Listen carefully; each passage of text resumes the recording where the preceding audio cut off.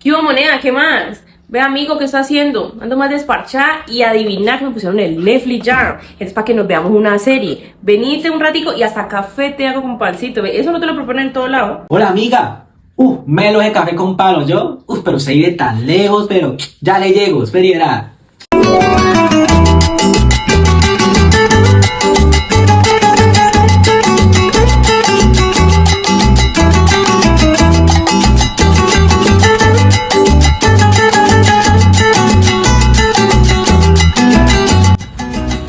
Pues puta, todo el día caminando, ya es de noche, no.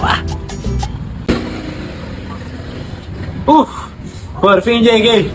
Amiga, buenas. Ay, moneda, ¿sí llegaste? Yo pensé que usted no iba a venir todo el berraco día esperándolo. Yo me cansé, yo me tomé el café con el pan y ya me vi la película. Vení otro día. ¿Todo bien? Que yo estoy cansada. ¿Qué? Puta, esta hembra vive muy lejos.